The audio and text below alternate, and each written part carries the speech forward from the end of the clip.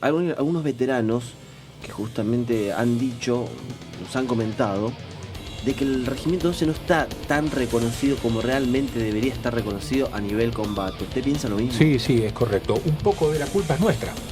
Ajá. Mía también, como de todos los veteranos del 12, de que no nos hemos tomado el trabajo de escribir el inmenso sacrificio de la Fuerza de Tareas Mercedes, siendo el elemento que más bajas y más tiempo estuvo en combate en toda la guerra. Entonces, hay un solo libro, el de Italo Piaggi. Está el de Italo Piaggi, está el de Oscar Tevez, que ya va por su cuarta o quinta edición. Pero de todas maneras, nosotros no nos hemos tomado el trabajo. Sobre Gus Green y Puerto Darwin han hablado el Regimiento 25, porque obviamente sus muertos son de allí. Sí. Su gloria está, entre otras cosas, o fundamentalmente, porque lo que logró su compañía C. Claro. Y sus héroes, sus muertos. Así que en realidad, la historia nuestra las han escrito otros, sin desprestigiarnos, sin desmerecernos, pero nosotros los veteranos del 12, no nos hemos tomado ese trabajo. Así que en cierta forma, al respecto de Gus Green y Puerto Darwin, si hay que hablar, si cupiera la expresión que puede ser polémica, de hablar de desmalvinización en relación con Gus Green y Puerto Darwin, algo de la culpa puede ser nuestra por no haberla escrito. Y fíjense ustedes qué cuestión tan particular, tan llamativa.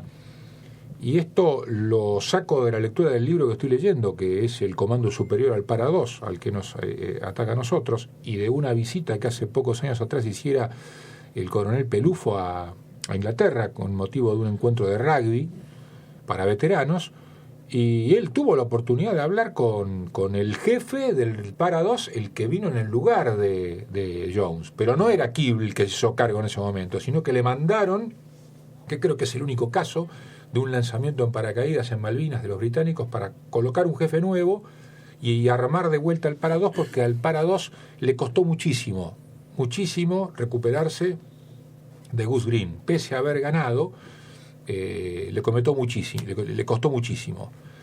Y si hablamos sobre lo que no es reconocido, a los británicos les pasa lo mismo con el Para 2. Pelufo, aprovechando que estaba en Inglaterra en esta oportunidad, le dijo a este jefe de batallón en la guerra, pero la parte, digamos, cuando el Para 2 vuelve al final de Puerto Argentino a actuar, le dijo que él quería ir a Aldershot, a la base de la brigada de asalto 16, a ver si podía ir al cuartel de Para 2 para conocerlo. Y le dijo que no, todavía no era el momento. Así que me da la impresión de que esta historia no reconocida también alcanza a los británicos. Y si leo las reflexiones de su oficial de inteligencia en el Comando Superior, que era la Brigada 3 británica, termina con la misma reflexión. Dijo, bueno, es muy duro, los gringos para hablar son descriptivos, ¿ves lo que hablábamos hace un rato? Que uno puede decir muchas cosas, mientras lo diga desde un punto de vista descriptivo, mientras haga cargo de lo que dice, mientras lo haga sin faltar el respeto y sin descalificar a nadie. Bueno, en el caso de Nick Van Beagle lo hace de esta manera, y él dice, terminado el capítulo que dedica a Gus Green, dice, ¿era necesario Gus Green? Bueno, eso quedará para análisis, claro. Pim, pum, pam, pam, después de haber citado todas estas especulaciones.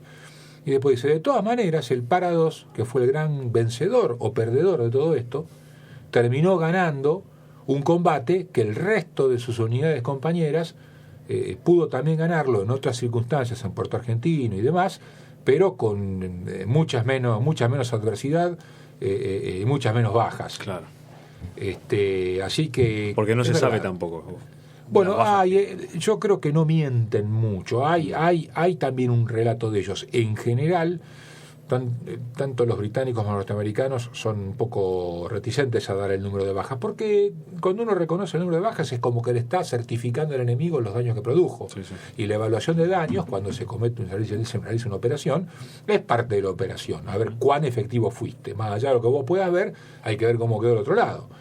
Y bueno, una forma de restringir esa posibilidad de conocer los efectos de la operación es no reconocer, entre otras cosas, si vos me decís, si vamos a hablar aquello de Pearl Harbor, en 1941 podemos decir que fueron 3.000, 2.500, 4.000, 5.000, nunca vamos a tener el dato. Claro. Si hablamos de las Torres Gemelas, ya muchos años después, seguimos con el mismo dilema. Y no es que esconden, significa que forma parte de su estrategia comunicacional, claro, que está perfectamente avalada por principios de conducción de la guerra. Y igualmente supongo que es relevante para, digamos, dejar asentado de manera histórica lo que ocurrió. No, indudablemente, yo creo que sí. Ellos reconocen 23 bajas británicas. ¿Y usted qué cree de eso, particularmente con el tema de las bajas? Si realmente pues se habla mucho de eso. De hecho, el jefe del MIM-5 lo había dicho en su momento. Claro, pero yo tengo una posición que es la siguiente. Yo también creo que hubo más bajas. Probablemente, y justo hablábamos un rato de él, del mayor Gómez Centurión. Si estuviera él aquí puede contar, ¿no es cierto?, cuando él participó, porque aparte tenía un nivel de inglés que lo convertían en un interlocutor válido, y él estuvo en el momento en donde se realiza el oficio de campaña transitorio para el sepelio de los argentinos, y probablemente él debe haber visto seguramente con un poquito más de precisión el tema de las bajas británicas, o por lo menos haber escuchado y haber visto algo.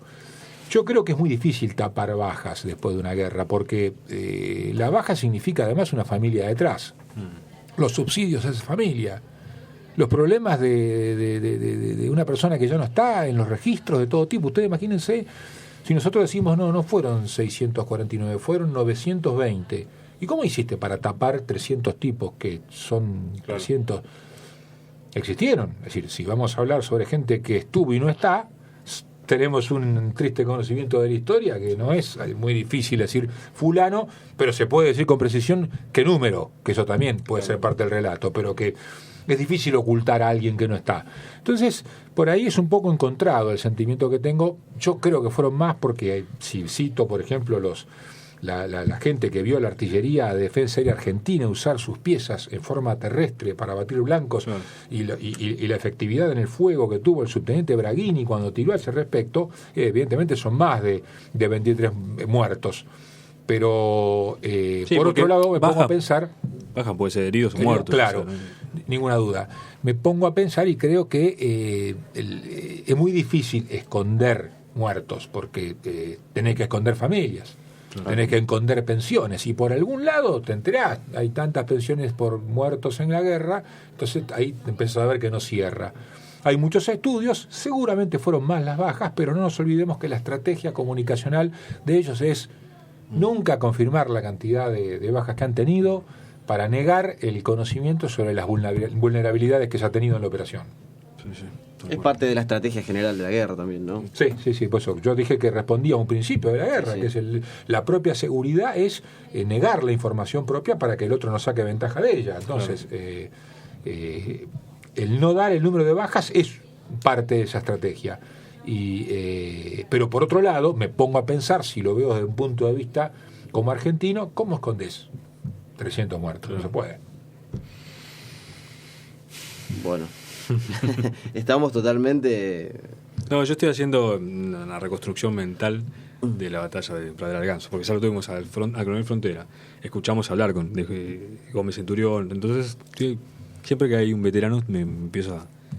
Es como leer un libro, ¿no? Del lado inglés al lado argentino. Uno se va construyendo realmente de un dicho del uno, porque uno puede estar en el mismo lugar, pero cada uno tiene una visión diferente. Entonces uno va reconstruyendo eso.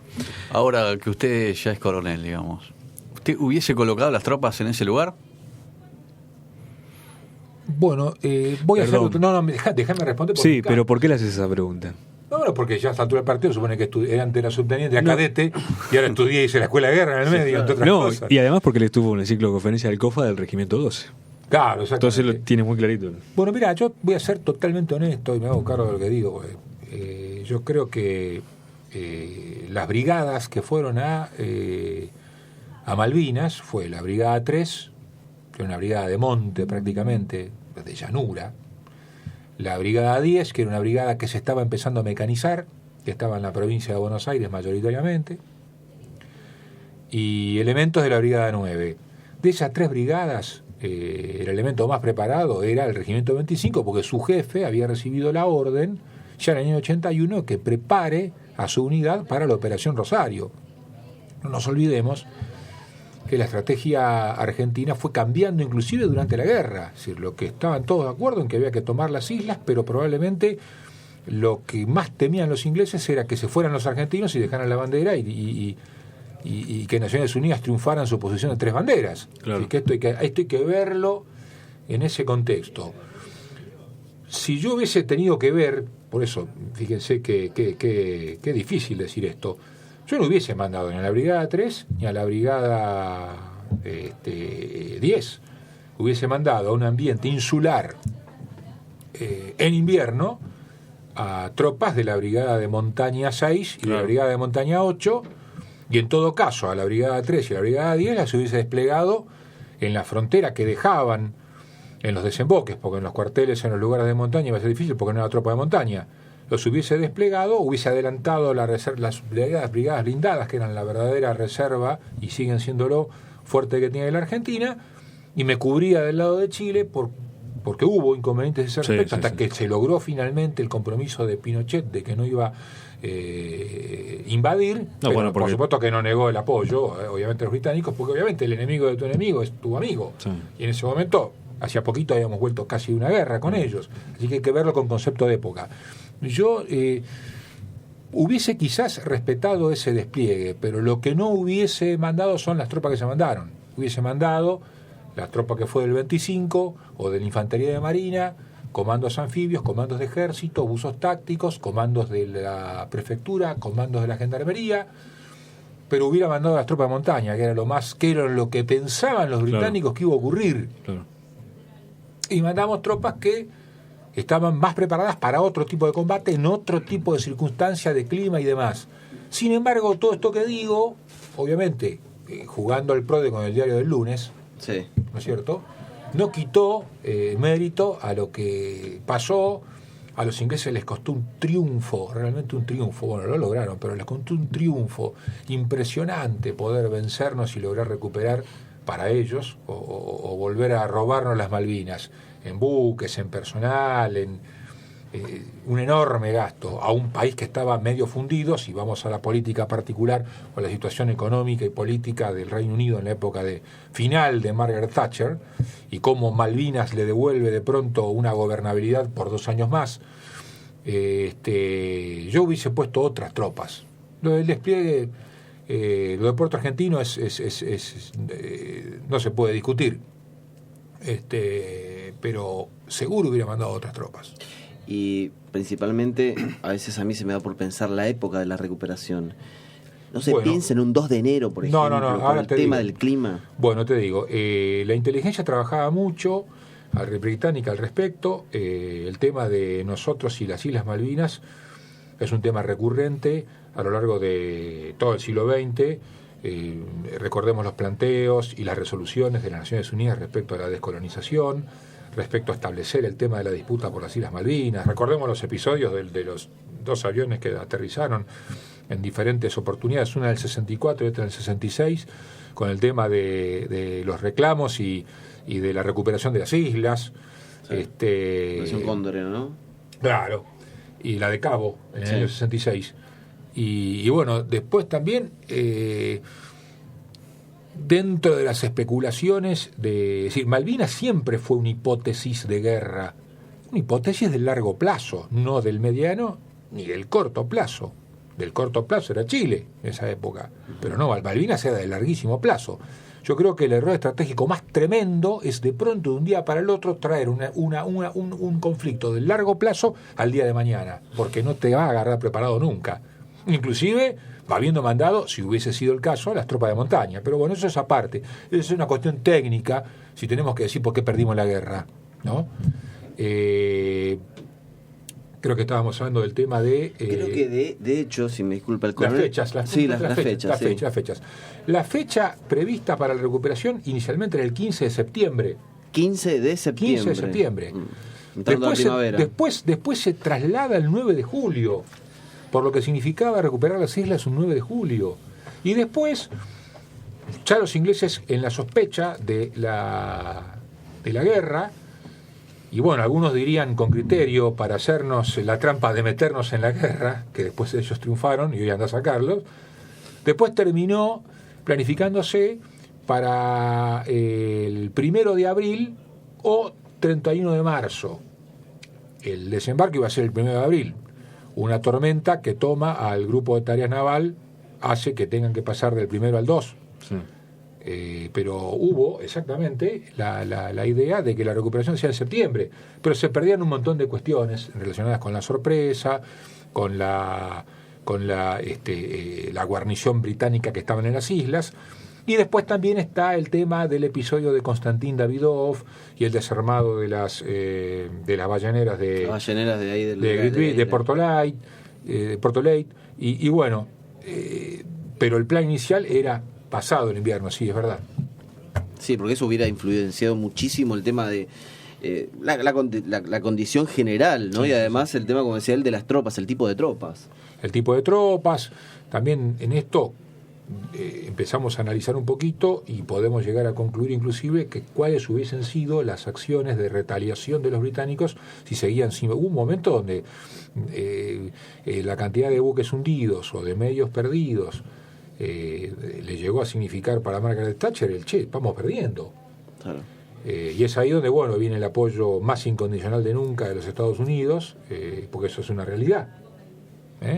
Desde Alexander Haig hacia abajo, así fue. Entonces hubo quien pensó, si esto se termina en una acción nuclear, que hubiese sido por supuesto muy cara a la observación del mundo, aún en el año 82, sobre el continente, o acciones en el continente que las hubo. Sí. Que las hubo, ¿no es Operación cierto? Mikado. Operación Mikado, todos los agentes de inteligencia que cruzaban del lado de Chile y que con pasaporte diplomático de otra nacionalidad, para en el caso de ser capturados, como ocurrió, el que los mandaba a decir, mirá que te están agarrando un ciudadano de tu nacionalidad, quejate a ver si lo podían despegar, porque era así el tema, lo agarraban en la frontera, viene a espiar, pero el tipo tenía pasaporte noruego, listo, inmediatamente, dámelo que es mío. Es decir, todas esas cosas se hicieron y las hemos detectado, y así fueron, ¿no es cierto? Aparte, no te olvides en ese momento que también el gobierno argentino estaba sospechado de falencias en cuanto a los derechos humanos, porque no es el tema de los derechos humanos o el no respeto a los derechos humanos, no es una cosa que ocurrió porque la denunciaron en los 80 o en los 90 o en el 2000. Ya en esa época. Claro. Ustedes se acuerdan de Patricia Adrián, se deben acordar de los inconvenientes y el cambio de gobierno, ¿no es cierto?, de demócratas de conservadores a demócratas en Estados Unidos, claro, y los problemas que tuvo Videla para lograr algún apoyo cuando cambió políticamente la visión de esta parte del mundo. Entonces con ya Jimmy había, Carter. ya había, claro, con Jimmy Carter ya había un problema de derechos humanos que estaba siendo denunciado no solamente para el caso de Argentina, guardas para todos los gobiernos de toda Sudamérica. Sí. Entonces, en el medio de eso, las operaciones de espionaje que venían, que cruzaban por la frontera, siempre lo hacían prevalidos. Esto está redactado, pero bien clarito en publicaciones británicas al respecto. Lo que a mí a veces me preocupa es por qué me tengo que enterar de esto por publicaciones británicas y no argentinas, cuando en definitiva es algo lógico que ocurra. Sí, tantas cosas, ¿no? Claro, decía, conocer con quién me voy a enfrentar, saber cómo opera y ver cómo lo puedo superar. Bueno, qué sé yo, podemos estar, el programa 35, el programa 36. Bueno, para eso vamos a tener al gran Aldo Rico, porque siempre que habla sobre Malvinas y habla sobre el mismo tema. Exactamente, y aparte tiene una visión que después se la cultiva o después de la guerra, de contexto global y de evolución del arte de la guerra, que es muy interesante escuchar. Es una visión de la geopolítica muy interesante. Muy interesante escuchar, por supuesto. Bueno, dentro de esas visiones, me parece que usted es la persona correcta, indicada para preguntarle lo siguiente. Del 2 de abril al 1 de mayo, comienzo de las hostilidades, ese mes en el medio, ¿por qué se esperó tanto para hacer un traspaso tanto de víveres como de material? ¿Se jugó realmente con la cuestión diplomática de llegar a una resolución de la ONU? Porque ahí hay un bache en el medio que a mucha gente no le queda claro. No, el traslado del puente aéreo y naval sobre las islas antes de la determinación de la zona de exclusión que hace en forma unilateral el Reino Unido, se siguió con el puente, se siguió llevando cosas y demás, pero también es cierto que había dentro del gobierno argentino una suerte de diferencia de puntos de vista sobre cómo seguir con Malvinas. Claro. Si me vuelvo, es decir, todo esto era, aparte, es más, inclusive los ingleses, yo creo que con la idea un poco de embarrar la cancha, ellos decían, en cuanto a la forma que ellos cuentan el descubrimiento de las Malvinas, los primeros colonos británicos, y empiezan a relacionar Tordesillas, los españoles, la presencia de los franceses y la presencia de ellos dicen que seguro de las dos islas, la Gran Malvina era de ellos. Podría ser que se discutiera la Soledad, así que había obviamente una estrategia de relaciones exteriores para lograr un objetivo al menor costo posible, porque esto es un principio tan básico, vigente desde Gengis Khan y antes hasta el presente. Yo no creo que haya demora. En todo caso, debe haber habido falencias en cuanto a un despliegue no previsto. ¿Y por qué? No es que uno se tire a menos, pero insisto técnicamente en un tema que ustedes lo van a entender. Y lo voy a decir muy simple, tal vez demasiado, pero en aquella época, cuando el instrumento militar se preveía en funciones de hipótesis de conflicto, en el corto, en el mediano y en el largo plazo. ¿Qué significa cuando escuchamos corto, mediano o largo plazo? Significa que si yo soy un país determinado que tengo tal PBI y tal capacidad de inversión, primero voy a invertir en lo que me va a enfrentar en el corto plazo. Después, lo que me quede, lo invierto para el desarrollo de lo que va a pelear en el escenario que yo creo que es del mediano plazo. Y voy a conformar equipos de estudio y de trabajo, porque no me da para otra cosa en este momento, para lo que voy a enfrentar en el largo plazo. Y en la época de Malvinas era una hipótesis del último plazo, del largo plazo. La del corto plazo era Chile, la del mediano podemos decir que era Brasil. Y la del larguísimo plazo sin fecha, Malvinas. Ahora, si nosotros traemos de un mes para el otro, o de un año para el otro, si se quiere, una hipótesis de largo plazo y la traigo para el día de hoy, me va a encontrar que no estoy preparado en los materiales, en un montón de cosas, e inclusive no voy a estar preparado en la maniobra estratégica y política. Entonces, tal como pasó. Entonces, ustedes me preguntan sobre una inconsistencia entre el discurso y los procedimientos en abril, mayo del año 82. Y por supuesto que es así, porque ustedes perciben, ¿no es cierto?, del otro lado de la técnica específica, la ausencia de una estrategia política respecto de Malvinas, porque era un conflicto previsto para de 50 años en adelante. Bueno, la Armada con la Aeronaval, con su superintendar, teníamos 2 Exocet. Claro, después llegaron los otros 3 más, sí. Pero faltaba todo otro lote. O sea, si va a ser una guerra, no prevés eso, fíjate cómo Malvinas estaba en otro punto, ¿no? Ahí estaba en otro escenario, También cito algo que es muy importante y que no sé por qué nosotros no lo decimos, y eso me duele.